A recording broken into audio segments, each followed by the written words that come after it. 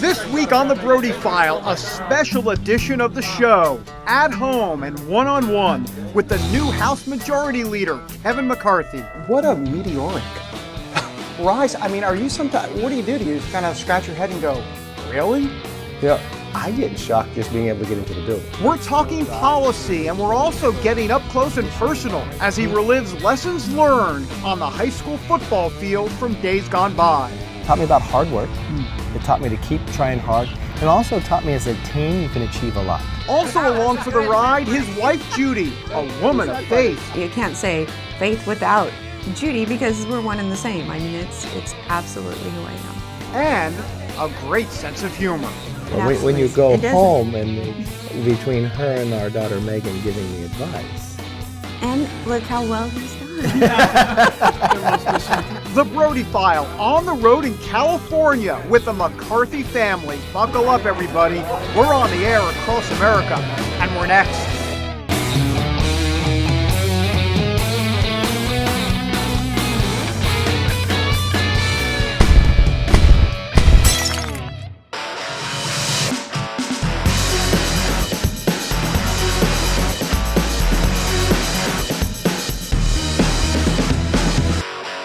And welcome everybody to this special edition of the Brody File. In the next half hour, you're going to learn a lot more about the new House Majority Leader, Kevin McCarthy, from his faith to his humble roots to the policy issues of the day.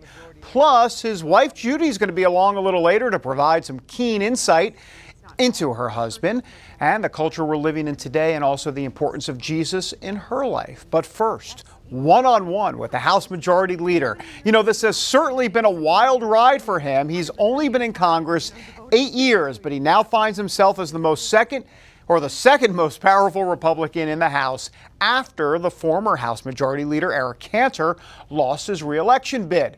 McCarthy has been in his new powerful position for about a month now, and boy, does he have a lot on his plate.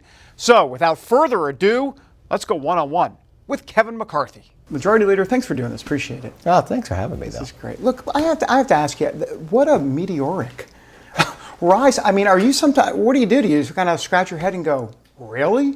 Yeah, I get shocked just being able to get into the building. I feel so blessed for this opportunity.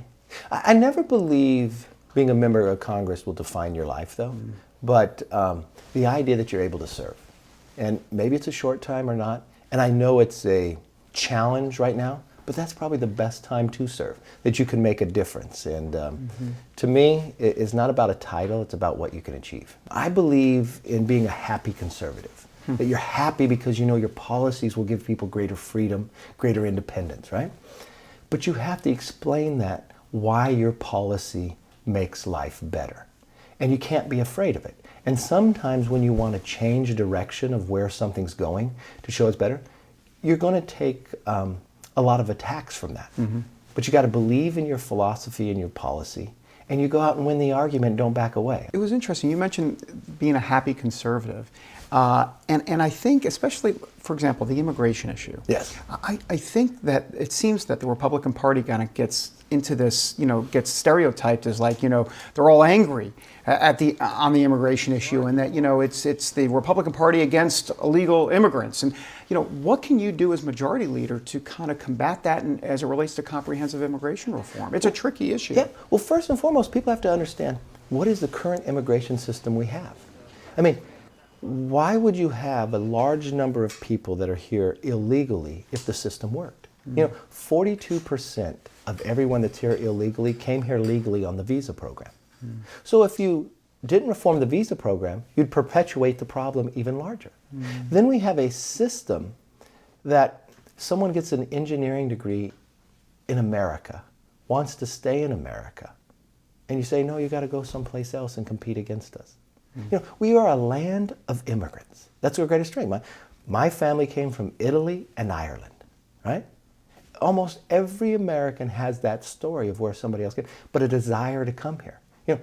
One of the biggest immigration crises we'd ever have if people didn't want to come here. That would be a major immigration problem. We can solve this one. And so you've got to look at the current system. So you want to be able to keep America a land of immigrants, but we are so strong because we have the rule of law. You can't break down the rule of law thinking society will continue to go forward. So you got to make it where there's legal immigration. And the system currently doesn't work well. But our borders are not secure. The president has given a false belief that someone can come here illegally and they'll just become a citizen. Well, that doesn't make society strong, never has. Let me ask you about trying to kind of gather the herd, if you will. Sure. You got the Tea Party, the business conservative. You got the whole spectrum. How do you do it? How do you kind of work through all of that? I know relationships are extremely important, human interaction, but at the same time, people have certain views and have to represent their districts in certain areas. The great thing about what drives me in being a Republican, and my family are all Democrats, but I was always a Republican. I like the philosophy that you can have a difference of opinion, but we're not going to shut you out. Because the individual matters, and I want to hear your opinion.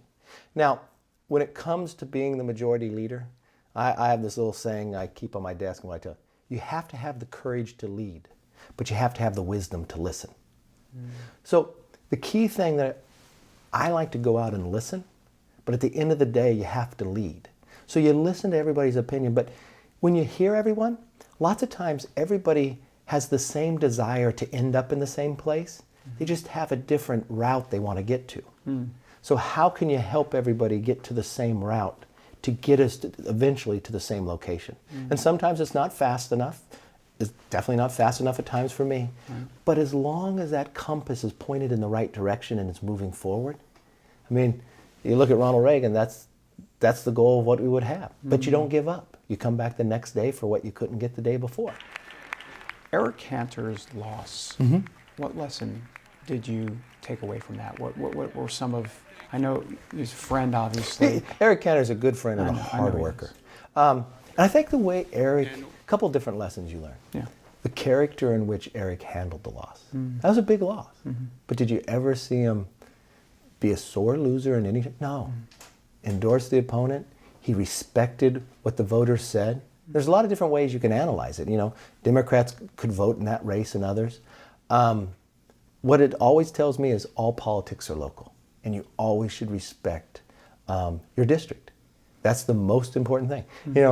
It's funny, a lot of people use this phrase and some use it on shows and others. What I've always told the members as being a whip, you vote your conscience, you vote your district, just don't surprise me. I just want to know what's going to happen. I know, just tell me what position of where you're at, but vote your district, vote your conscience. Because that's what we all say and what is our bond when we run. This is our philosophy, this is our principle. You are the individuals that I represent. And you're the voice I want to have heard. There are a lot of people that want to define you, and I'm curious how you define yourself. And what I mean by that is from a conservative perspective. I mean, because, there's some people like to call themselves Tea Party conservatives. Other people call themselves business conservatives. You've called yourself a happy conservative. But Yeah. how do you see yourself in the conservative timeline, or at least the conservative mold? What are you exactly? Well, I mean, what frustrates me in today's world, and this is where I think conservatives, we make mistakes. What's wrong with just being a conservative? Why do you have to be defined as something else? I mean, don't all conservatives believe in limited government, greater opportunity for all, believing in the individual? The concept that, the idea of where it is. I enjoyed the time when I would study history when I was young. What made me a conservative, true, my philosophy I brought up, but I watched Jimmy Carter. I was in elementary school or early junior high, and he put a sweater on and told me the best days of America were behind me, and I had to accept it and to turn my heater down. But Ronald Reagan went to a podium and said, no pastels, fly the bold colors and go to the shiny city on the hill. Now, I always believed that shiny city was America, but I also understood what came out of that light, the idea of liberty, that all men were created equal, that you had a greater opportunity. And it went beyond Maine and it went beyond California. It went beyond the Berlin Wall, that it could change a country. It could create a revolution of the ideas that America was created upon. That's my America, that's my belief. And you know what happened during that time when Reagan stood up? He didn't define himself as any other than being a conservative. We didn't question what type of Republicans people were. We started calling Democrats Reagan Democrats. I want this party to be inclusive, to be about addition, not about subtraction, because our principles are right. You mentioned the word inclusive, and I know what you were saying. You got to bring people together. I get that. Social conservatives are so wary of the inclusive word as it relates to public policy because they think that, oh goodness, marriage, the life issue, and is the Republican Party going to stray on this? Because they see the polls. I mean, the polls on marriage, it looks like the train to a degree could be leaving the station, though people would disagree with that. Some people would. So where is the Republican Party, or at least your view, on the marriage issue? Because there are a lot of folks that are concerned. Well, they should be concerned, but when I came, I believed marriage is between a man and a woman. I don't believe in speaking about it in a hatred way either. Jesus loved everyone. And you don't win by hating someone. You got to win the argument within. And there's a reason that you can stand for what you believe in. And people can disagree with one another if you have your position based upon principle. I come from a principle of why I believe it. I believe in the sanctity of life. That's my personal belief, and it's a principle of where I have. And you lay it out, you don't stray from it, and people can agree or disagree, but they'll respect why you stand where you stand. Constitutional overreach as it relates to the president. I know this is obviously the Speaker Boehner lawsuit.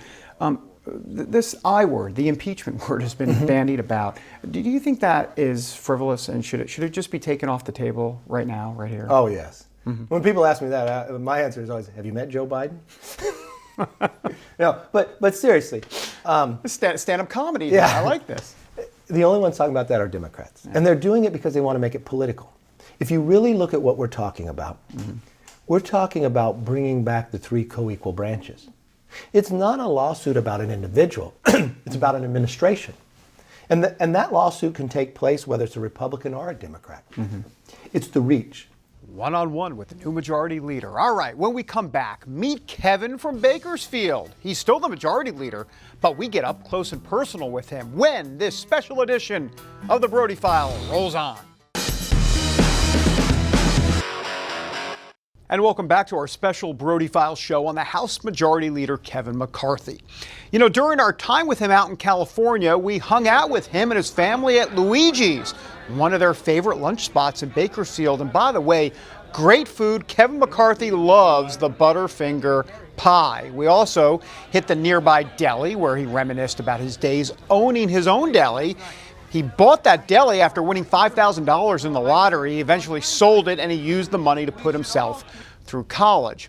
In addition to all of that, we spent some time with him at Bakersfield High School.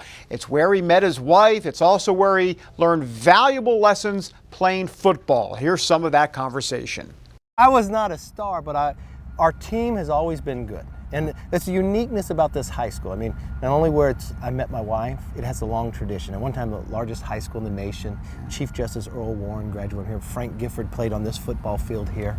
I played all the years, was not the star, but it taught me a lot of lessons. What did it teach you? It taught me about hard work. It taught me to keep trying hard. And also taught me as a team, you can achieve a lot.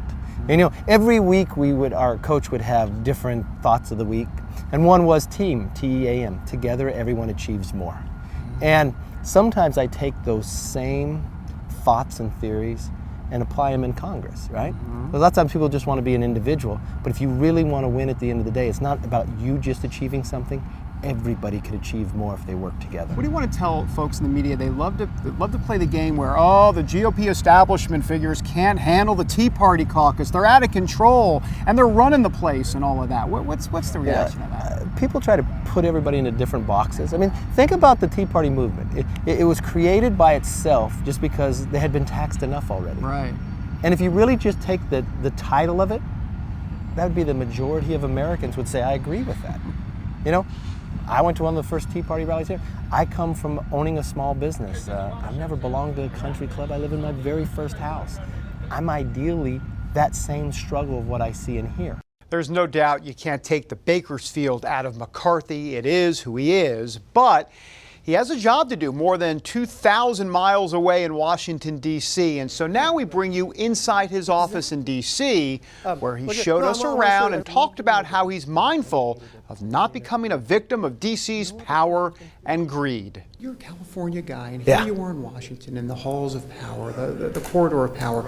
How do you stay grounded? How does the Beltway in Washington not suck you in, if you will, to all of this? Because it can be difficult. I have a great deal of faith, and that will keep you more. I have a fantastic family, and then I make sure you don't become Washington. You know, now I don't know that it works for everybody, but I stay in my office because I'm California, different California time. A couple different sides of Kevin McCarthy. All right, we're back in a moment with the Brody File's take on the new majority leader and his challenges ahead. Back in a moment.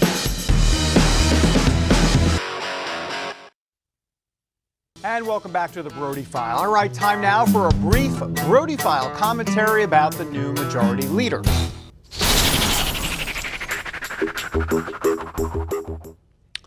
So, what were my impressions about Kevin McCarthy during my time with him? Well, look, first of all, he's very likable. He's like a normal guy.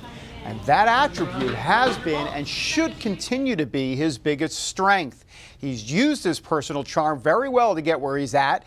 And as majority leader, he's going to need every ounce of that charm to corral Tea Party members, to convince them to take 80% of a good deal rather than stick to that 100% purity.